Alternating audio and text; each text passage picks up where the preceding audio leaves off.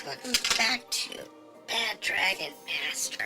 So, we tend to look at role-playing games on this channel, and in this case, we have the new Spelljammer box set. Now, it's not really a box set, it's 3 books on a binder with a screen, but it is considered a box set.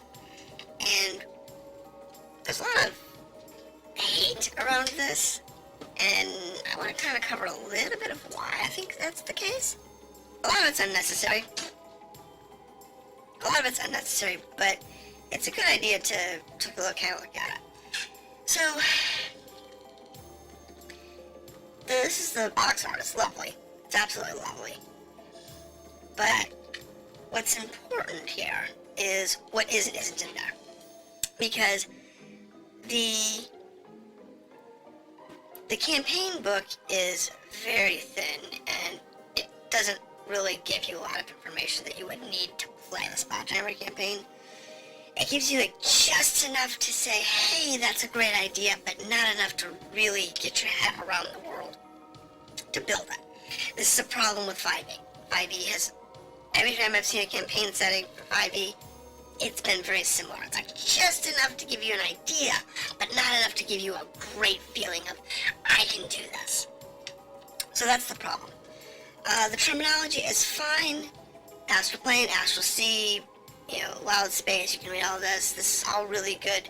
This is very classic D&D. It's very solid. When it comes down to the campaigns, I kind of like this idea seed. This features this adventure seed, because this gives you some great ideas. They find a helm, they find a ship, they find,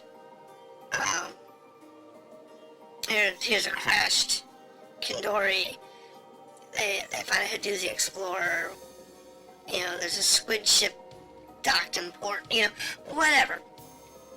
It's some great ideas. And one of the stories that you could do is like, you find the spell create Spelljammer helm, and you don't know what it does. You read through it and it says you must use this on a ship. And that's all you know. And then you experiment with. Your characters then have to experiment with. So there's a lot of really great ideas that you can come from this seed tree. And it's good. That's fine. Don't have a problem. I'd like to see some more, but it's okay. Now, the actual character options, this is where there's a lot of controversy. This is really a one D&D campaign, not a 5th edition, because the rules are slightly different for how both the backgrounds work and for the races. So keep that in mind, that it is more 1 D&D than it is 5th edition. So that's fair. The Astral Explorer, this guy's cool. I like him. It's well balanced. It works well. It's a good starting point for any campaign. I actually like this idea. The Wildspacer, again, great character class. I think this is a wonderful use of the characters, and most characters would start probably in one of those two. The Beholder, the close encounter part of this one, I think is a bit much, because it's Cosmic Horror, Beholders, Fears, Lunar Dragons, Mind Flares, Nathagu, Nogi, Space Clowns, Vampirates, and Void Schemers. Now, about half of these, the Beholder, the Cosmic Horror, the Fair, the Dragon, the Mind Flare, maybe the Void Skeever, and the Nathagu probably as well. If you survived an encounter with those, that would be impressive, because all of those species are known to obliterate anything that's alive, either by eating it or just by destroying it outright. So Some of them don't make sense, some of them do, but I can see where a good dungeon master could make those work. Races of interest. These are interest. The Astral Elf is basically just an elf, but in space. The Auto-Gnome is a mechanical construct. That's unique. It's different. The Gith is the Hippo. This is a fantastic race. I love this race. I can see a lot of people have hate for it, but I love this race. The Hadoozy. The Hadoozy, for whatever reason, in the original print, and in this version you'll see it, but in the original print, they made the Hadoozy a slave race versus just being another cosmic race that's just been there like everybody else. And that caused a lot of controversy. We're not getting into that. Trust me, from a role-playing perspective, I think it's a cool idea. From a standard stance of let's stand on this as the facts, I think it was probably a mistake. Which, if you get the new D&D Beyond, it has been changed. I don't know what the text says now, but I think they went back to the old original text on the Hadoozy, but it has been changed because of all blowback. The Plasmoids, that is a cool race. They're amoebas. They have some interesting abilities, and the 3 Kreen are insects. They're also cool. They're also very old. Very old. The Gith, I don't think the Giths are really here. I mean, they'll show up, but I don't think they're really meant as a player race. So here's your Astral Elves. Pretty cool people. Their eyes are permanently altered because of their time in astral space. Autognomes, not a big deal there. The Gith, these guys, these are the Hippo dudes. These are cool guys. They have a massive bonus. They can do firearms. No one else can. They can do firearms natively. So, they're cool. I would play a Gith. Hadoozy are also another one. They're a wide range of characters. People throw off a whack on these guys. But that's more because they didn't like the text that was used. Like here, that talks about them being a slave race, but they don't have to be. It's your campaign. If you don't like what was written by the original authors, you don't have to use it. This is D&D. Make your story work. Don't worry about what was written. It's just a guideline. Do not take it personally. Do not take offense to it. If you don't like it, don't use it. Use something else. Come up with something new. Come up with a new story. It's your campaign. These are not set in stone. These rules are not. But here's the problem. The problem that I have is actually down here. So all the races are cool, but I will play a 3 Kreen, I think. I really do. I think I'm going to play one. Because they're awesome. This is where the book has problems. It's Astral Adventurer. It covers parts of this really well, and it covers parts of this really badly. The spelljamming ship is described as being a normal ship or a fanciful ship that has a spelljamming helm that allows a single navigator to control the whole ship. So you don't have like crews of 70,000 guys trying to man sails. Doesn't happen. Why? Because the helm takes care of all that for you. Don't worry about it. You have 2 ship speeds. One is the listed flight speed. The second is your spelljam speed, and your fast speed. If they're like hyperspeed or whatever, is basically 100 million miles per 24 hours. So 1 AU per 24-hour period. Think of it this way: if you were to fly from the sun to Earth, it would take you 1 day. If you were to fly from Earth to the edge of the solar system, it would take you about a week or 2. In their terms. In reality, we know that that's much farther. It's like a 2-year period, but speeds are fine. And they explain air envelopes and gravity systems. Those are easy. Think about it this way: size of your ship. Take the length, width, height of your ship. Take that again forward and again aft on each side, and that's your air bubble. The gravity plane is bisects the ship, like here it says bisects the ship here, and it pulls everything towards it. Some larger ships, you may have a deck below the gravity plane, so it's reverse gravity, but most decks will be above the gravity plane. This is the line on a boat that is the water line. Think of it that way.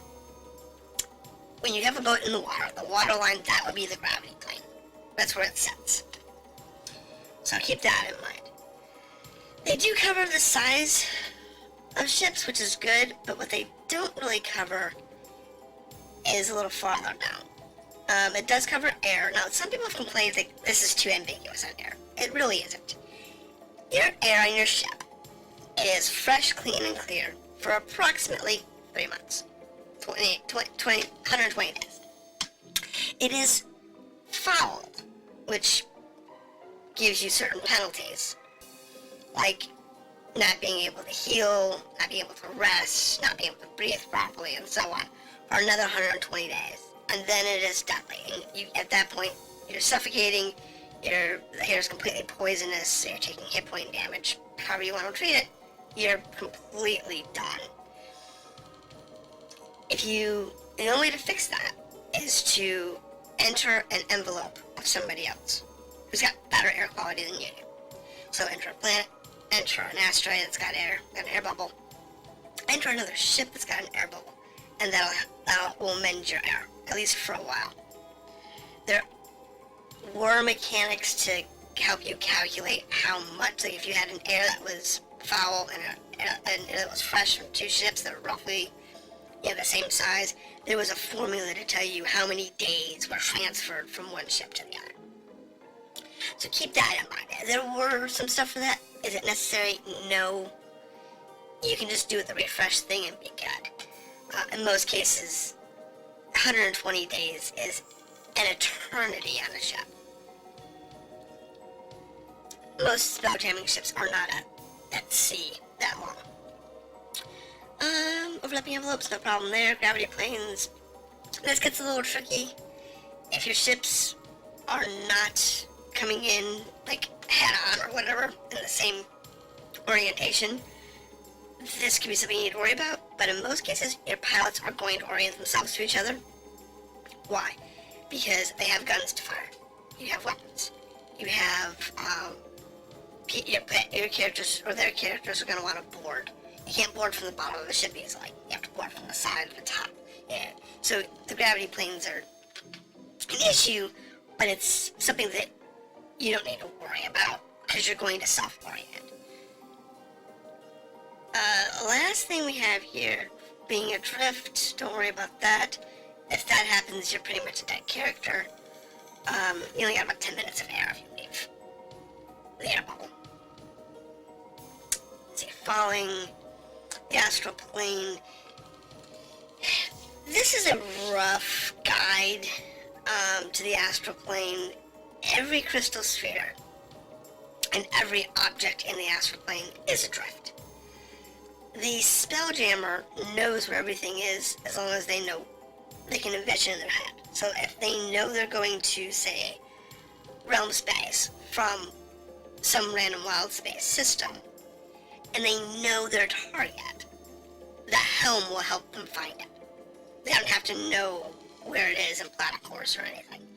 That's only in the Wildspace sphere that you have to worry about that. But in Astral Sea, it doesn't matter. As long as you can envision where you're going, you can find it.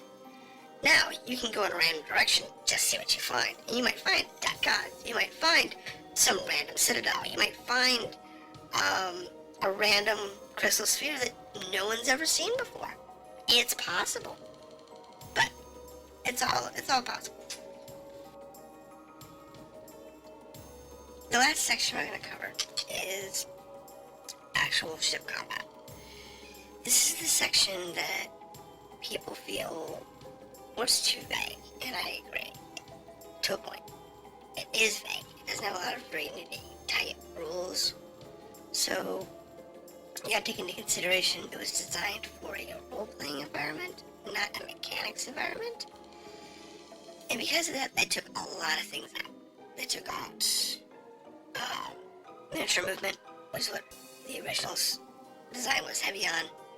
They took out a lot of the mechanics to create deathly situations for the main characters, and it promoted the dungeon dive feel. So, what it's designed to do, you'll see this in the story of Light of Xaryxis, where every encounter is within basically one round of movement. So within 10 turns, you are in boarding range, and both player and enemy NPCs have the goal of boarding the other. Now, are there cases where you wouldn't want to do this? Sure. Is the game designed that way? No, it's really intended that you're going to, it's expected that the players are going to want to just board every ship, plunder every little bit of it, and then run away with the spoils. That's what we do in dungeons. So this is what they expect you to do with ship combat. So it's designed that way. So ship combat is simple. It really is simple. You have all of these, well, the crew, don't worry about the crew. Starting distance, they start either at, in the rules, they start at 250 feet, which is ballista and bone range, 500 feet, which is your Mongols or catapults. Ballistas can hit that range sometimes, hit that range, and bows are kinda getting the edge of their range. And then 1,000 feet, which is all non-long range weapons. And these are the ranges you'll see in Astral Sea. They'll start within 1,000 meters, 1,000 feet. Why? Because they want that to collapse. And each round you're going to gain,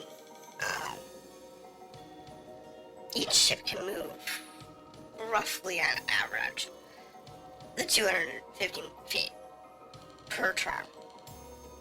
So, if you're 500 feet away, one turn, you're in melee range, and you're boarding. If you're 1,000 feet away, 2 turns, and you're in that boarding range. So you might get a shot off with your ranged weapons, but since you're going for boarding, it doesn't really matter. The shipboard weapons could be basically removed, and the mechanics wouldn't change because they expect you to board. You can maneuver the speeds, the ships. You can go towards or away. Pretty much in this setup, it's you go towards the ship, away from the ship, or try to keep distance. It's really your only 3 options. And then your crew that's on the guns will man the weapons accordingly. You can do crashing, so you can ram ships. And depending on, how big the ship is, and how big you are, depends on the damage. It's really not that big of a deal. There's right here, and it's just all right here. How to repair it, and then how to repair your ship. That's it. The rules are just that simple. You either advance to board, or you run away. And as the DM, they would decide when the NPCs decide to just let you go. Since a lot of the ships have the same rates of movement. Yeah, I'll show you. This is the Bombard, which is this really cool ship. And it has a speed of 35 feet. In tile terms, this thing can move a maximum of 4 turns or phasings. Though we don't have those rules, so that's a different video. And because of that, it's a nice ship, but 35 feet. And we go down to the Damselfly, 70 feet. So this goes up to 8 tiles. And that's one of the faster ships. This one's a 40-foot ship. This is a little faster, but still 4 tiles.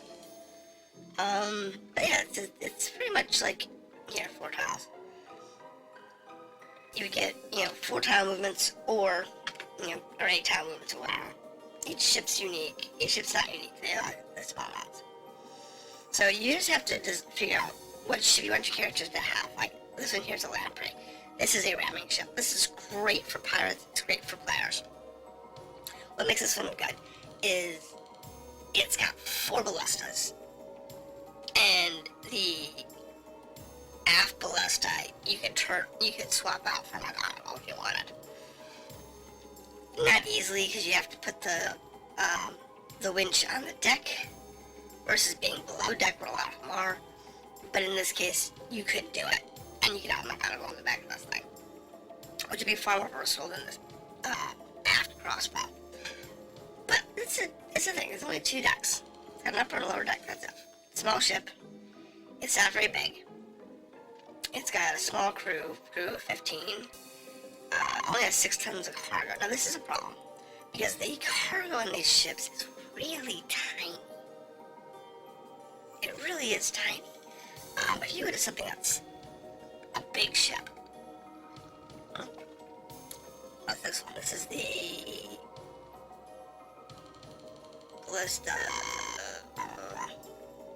the living ship. The living ship is basically a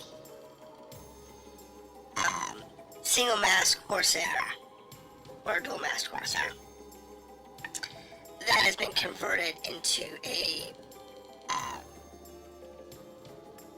spelljammer ship with a treant as an air supply. So this is actually its own air supply, which is unusual. Not all the ships, most of the ships don't. So you don't have to worry about your airplane foul, because the tree will eventually clean it up. So that's about it. But it's not very big. It has a crew of 5 plus the treant. Well, it's 10 tons of cargo, and it's only 80 feet long. A ship like this, in a normal naval setting, would have a crew of like 20 or 30, and have a cargo of probably 150 tons of supplies. This cargo that they reference here is not your food. It is not your munitions. It is not any of those things. What this 10 tons is the loot your characters are carrying ready for sale. So, if you're being a merchant and you're transporting loot from one area to another, you can safely carry 10 tons of cargo from one location to another. This is low. It should be way higher than this. The original rules, I believe, had larger cargo manifests, but we'll look at that another time. It may have been the same low numbers. We'll look at that another time. But yeah, that's the main thing that people have a problem with, is that the mechanics for the space combat are very weak, and I agree with that. It should be stronger. It really should. We need better rules. I understand it's designed for roleplay. That's great, but we need better rules. So what we're going to do is we're going to look at some of the old school rules and how to apply them to a modern gameplay without going into the whole nitty-gritty little miniatures. We are going to do that in a future episode. So be aware of that. Look forward to it. And don't forget to be awesome. Have a good day.